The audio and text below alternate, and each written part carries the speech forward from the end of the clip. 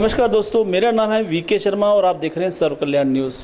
जैसा कि जानते हैं, दिल्ली में नगर निगम के चुनाव बिल्कुल सिर पर आ चुके हैं। दिल्ली में अधिकतर अभी तक आपने देखा कि निगम में या तो बीजेपी आती है या कांग्रेस पार्टी आती है, लेकिन जब से आम आदमी पार्टी ने दिल्ली में चरण रखे तब से यहाँ की राजनीति में भूचाल सा आ गया। लगता है कि केजरीवाल इस बार कुछ ना कुछ खास करेंगे, ऐसा सभी को लगता है, क्योंकि पिछला जब उनका विधानसभा का चुनाव हुआ था तो 70 में से 67 यानी 67 सीटें केजरीवाल जी के खाते में गई थी, आम आदमी पार्टी के खाते में गई थी। तो नगर निगम में जिस तरह से दिल्ली वासियों को परेशानियां आ रही हैं, दिल्ली वासियों को समस्याएं झेलनी पड़ती हैं, तो उसको देखते हुए लगता है कि इस बार दिल्ली नगर निगम चुनाव में भी कुछ ना कुछ खास हलचल होने वाली है। आखिर क्या रहेगा नतीजा और किस तरह के जो उम्मीदवार हैं मैदान में हैं, हम आपको बताना चाहते हैं कि मैं इस समय पश्चिम विहार वार्ड नंबर 67 में खड़ा हूँ और यहाँ से आम आदमी पार्टी की जो प्रत्याशी हैं सपना मारवा जी हैं।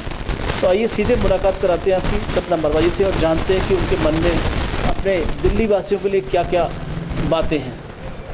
सीधे सपना जी से बात करते हैं।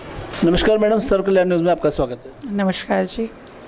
जिस तरह से दिल्ली में इस बार नगर निगम के चुनाव एकाएक बहुत ही महत्वपूर्ण हो गए, क्योंकि दिल्ली में जब कभी हम बात करते थे पहले तो कभी कांग्रेस कभी भाजपा वो इस तरह से शासन करती थी, लेकिन इस बार कड़ा मुकाबला करेगी आम आदमी पार्टी, साथ साथ कुछ अन्य पार्टियां भी मैदान में हैं। तो आपको क्या लगता है कि आम आदमी पार्टी के उम्मीदवार के रूप में आपके सामने क्या क्या चुनौतियां हैं?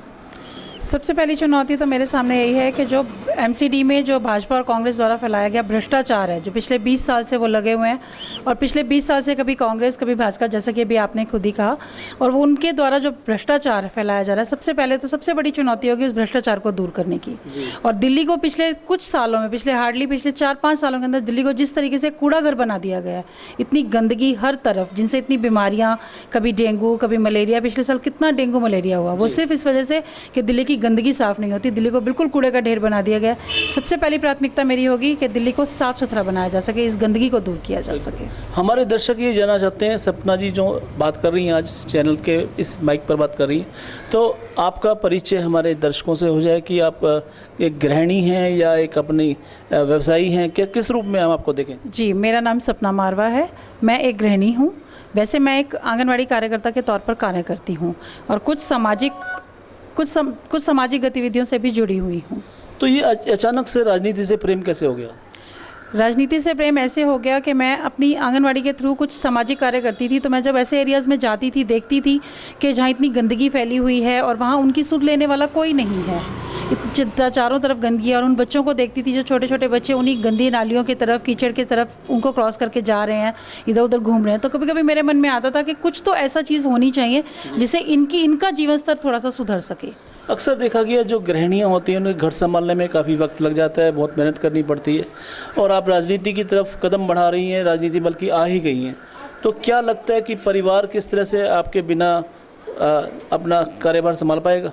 नहीं, मेरा परिवार मुझे बहुत सपोर्ट करता है। मेरे परिवार में मेरी मदर इन लॉ है, मेरे हस्बैंड हैं, मेरे बच्चे हैं, और साथ ही साथ मेरे देवर और देवरानी हैं, उनके बच्चे हैं। तो मेरा पूरा परिवार मुझे बहुत सपोर्ट करता है हर तरीके से, कि वो मुझे जब भी कोई काम पड़ता है तो मुझे किसी ना किसी वे में उनका हमेशा सपोर्ट रहता है। उनके सपोर्ट के बिना तो मैं शायद ये कदम उठा भी नहीं सकती थी।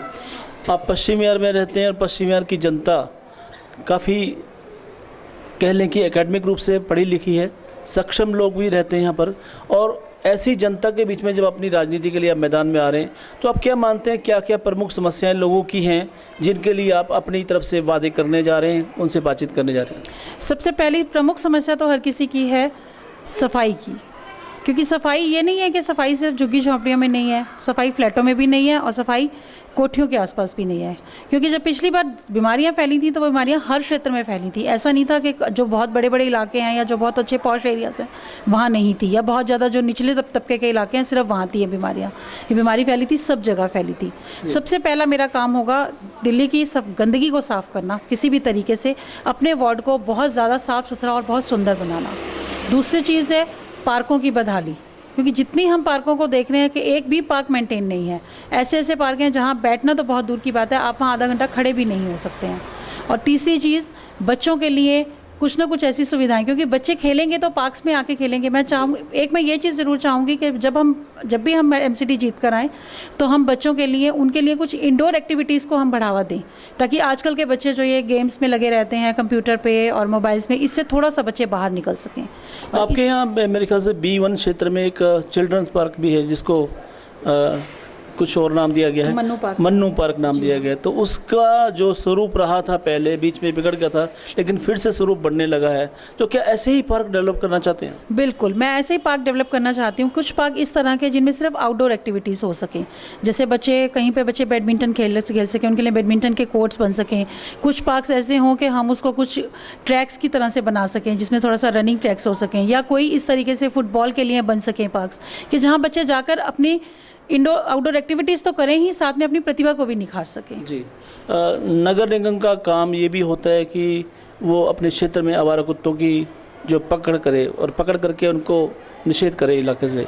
तो काफ़ी शिकायतें मिली थी पिछले कार्यकाल में, जो भाजपा की निगम पार्षद रही है, कि यहाँ आवारा कुत्तों की भरमार है, जिन्होंने यहाँ के निवासियों को काटा भी है। तो जब आप अगर बाई चांस चुनकर आते हैं तो उस बारे में किस तरह का कदम उठाना चाहेंगे?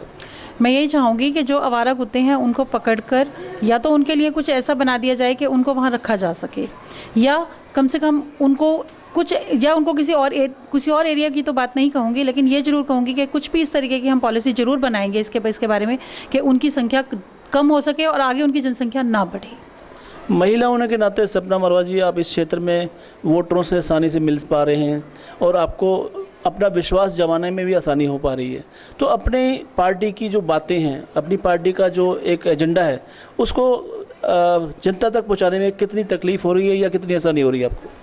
नहीं सर, मैं तो ये नहीं कहूँगी तकलीफ़ हो रही है, मुझे उल्टा आसानी हो रही है इस बात को, क्योंकि जब मैं इंटरेक्शन करने जाती हूँ तो जो महिला होने के नाते महिलाएं मुझसे बहुत आराम से मिलती हैं, बहुत अच्छे से मिलती हैं, उल्टा बहुत खुले विचारों से मिलती हैं। और मुझे बहुत सी महिलाएं ऐसी मिलती हैं जो मुझे और भी 4 बातें बता के जाती हैं कि जो हम आगे कर सकते हैं। तो इस महिला होने के नाते मुझे ये फ़ायदा ज़रूर मिल रहा है कि मैं लोगों से इंटरेक्शन बहुत ईजीली कर पा रही हूँ, और अपनी जो सरकार ने आज तक काम करे हैं, हमारी दिल्ली सरकार ने अब तक जितने भी काम करे हैं, उन कामों को बहुत अच्छी तरह से हम उन तक पहुँचा पा रहे हैं। सपना जी, ये थे मीठे मीठे सवाल। अब मैं थोड़े कड़वे सवाल भी करना चाहता हूँ कि जिस तरह से अभी हाल ही में 5 राज्यों में चुनाव हुए थे, उन 5 राज्यों में आम आदमी पार्टी का जो रिज़ल्ट रहा वो गले के नीचे नहीं उतरा और पार्टी को निराशा हाथ लगी। तो दिल्ली में भी जिस तरह से लोग चर्चा कर रहे हैं कि पार्टी जो है वो अच्छे ढंग से काम नहीं कर रही है, यहाँ के जो विधायक है, खासतौर पर इस क्षेत्र की बात कर रहा हूँ, सत्येंद्र जैन की बात कर रहा हूँ, कि वो इलाके में शक्ल कम दिखाते हैं, लोगों के काम कम करते हैं। ऐसी आलोचनाओं के बीच आपका दिल्ली नगर निगम के लिए चुनाव लड़ना क्या कोई कठिन रास्ता है? देखिए, सबसे पहले तो मैं आपके पहले सवाल का जवाब दूंगी कि 5 राज्यों में चुनाव जरूर हुए थे, परंतु आम आदमी पार्टी ने केवल 2 ही राज्यों में चुनाव लड़ा था, गोवा और पंजाब में। और मैं आपको ये भी बताना चाहूँगी कि पंजाब में हमने 20 सीटें हमने हासिल की और आज हम अपोजिशन पार्टी हैं। ये हमारी पहली ऐसी पार्टी है जो एक स्टेट में रूलिंग पार्टी है। मैं मानती हूँ हमारी रीजनल पार्टी है, हम अभी एज अ नेशनल पार्टी नहीं रिकॉग्नाइज है लेकिन रीजनल पार्टी होते हुए ये पहली पार्टी ऐसी है कि जो एक स्टेट में रूलिंग पार्टी है और दूसरे स्टेट में हम अपोजिशन में और बहुत स्ट्रांग अपोजिशन में हैं। और हम उस पार्टी को हटाकर अपोजिशन में आए हैं जो पिछले 5 या 10 साल से वहाँ पर रूलिंग में थी। बीजेपी और अकाली दल को हराकर हम उस पोजीशन को हमने हासिल किया। तो हम जो भी रिजल्ट्स आए हैं, मैं मानती हूँ वो आशा के अनुरूप नहीं है, परंतु हम उससे बिल्कुल भी हतोत्साहित नहीं हैं। उल्टा उत्साह है हमें इस बात का कि हम पंजाब में एक बहुत अच्छी पोजीशन में हैं। हम सरकार की पूरी तरीके से उसको सरकार को काम में सहयोग भी करेंगे और जो वो गलत करेंगे उसका विरोध भी करेंगे। दिल्ली नगर निगम चुनाव के लिए आपके अंदर कितना जोश है, कितनी तैयारी है, कितना मुकाबला करने की क्षमता है, दर्शकों को बताइए तो सही। देखिए, दिल्ली नगर निगम को मेरे सभी साथी बहुत जोश होश से लगे हुए हैं और हम ये चाहते हैं कि दिल्ली नगर निगम बहुत ही साफ़ सुथरे नगर निगम एक ऐसी संस्था होती है, उसका ये काम है जितने भी कार्य हैं जब हम घर से बाहर निकलते हैं उसके सारे कार्य जो हैं वो दिल्ली नगर निगम के अंदर आते हैं। एक इंसान जब अपने घर से बाहर कदम रखता है और जब तक घर के अंदर रखता है वो उन्हीं कामों से उसका वास्ता पड़ता है जो दिल्ली नगर निगम के अंदर आते हैं। तो हम सबसे पहले हम ये चाहेंगे कि हम दिल्ली नगर निगम को बहुत अच्छा और बहुत अच्छी संस्था बना सकें जिस पर हम सभी दिल्ली वासियों को गर्व हो। जैसा कि आप जानते हैं, किसी भी पार्टी के लिए बहुत ज़रूरी है उसके कार्यकर्ता और उनका आपस में तालमेल। अगर आप नगर निगम के चुनाव के मैदान में हैं तो आपको अपने कार्यकर्ताओं का साथ ज़रूरी है ताकि आप चुनाव को जीत सकें। लेकिन चर्चा ये की जा रही है कि यहाँ पे जो वरिष्ठ जो कार्यकर्ता रहे हैं आम आदमी पार्टी के, उनको इग्नोर करके आपको अचानक से टिकट दिया गया। तो इस आरोप से आप कितने निराश हैं? नहीं, ऐसा कुछ भी नहीं है। मैं अधिकतर कार्यकर्ता मेरे साथ हैं। और रही बात आरोप या प्रत्यारोप की, तो वो तो होता रहता है, लगता रहता है वो तो। बाकी ऐसा कुछ भी नहीं है। अधिकतर मेरे सभी वरिष्ठ कार्यकर्ता, तकरीबन सभी वरिष्ठ कार्यकर्ता मेरे साथ हैं। सबका मुझे भरपूर सहयोग और आशीर्वाद है। आम आदमी पार्टी की बात करें या सपना मारवा की बात करें, दोनों की आंखों में सपना है, और वो सपना कब हकीकत बनेगा, क्या आपको विश्वास है? मुझे पूरा विश्वास है कि हमारा ये सपना ज़रूर हकीकत में बदलेगा। तो दोस्तों, ये बातचीत हमारी जारी है, क्योंकि सपना जी बहुत मिठास से बात कर रही हैं। हालांकि थकी हुई हैं, दौरे से आई हैं, और अपने लिए जो उन्होंने चाय का ऑर्डर किया था मेरे लिए भी उन्होंने कर दिया है।